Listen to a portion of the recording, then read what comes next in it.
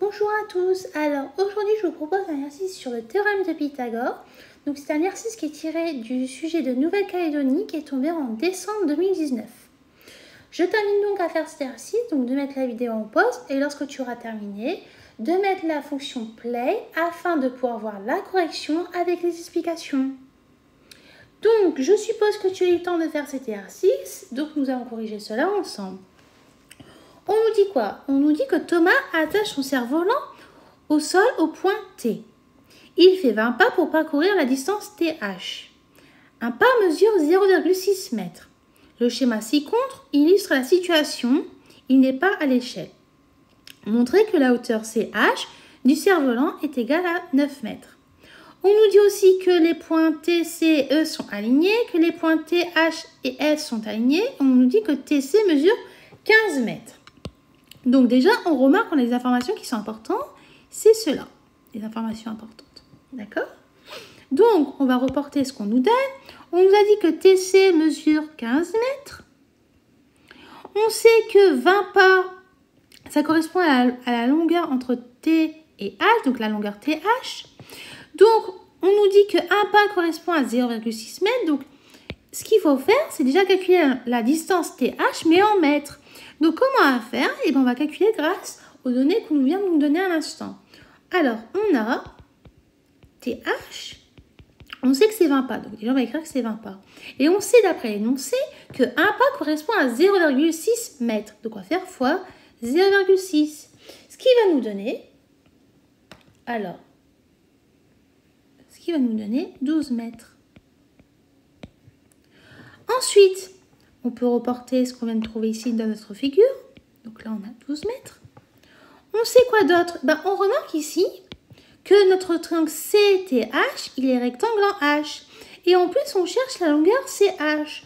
Et bien ça, on peut utiliser ici la notion du théorème de Pythagore. Donc, on va pouvoir l'appliquer. Donc, c'est-à-dire qu'on va se centrer sur notre triangle CTH. Donc, on va écrire déjà que CTH est un triangle rectangle en H. Donc, en disant, je sais que CTH est un triangle rectangle en H. Or, d'après le théorème de Pythagore, et bien, c'est quoi d'après le théorème de Pythagore? On va pouvoir écrire notre égalité du théorème de Pythagore. Notre égalité, c'est quoi? Et bien, ça va être CT au carré qui est égal à TH au carré plus CH au carré. Et là, si on remplace nos données, on a quoi? En remplaçant par les longueurs des données, j'ai oublié les longueurs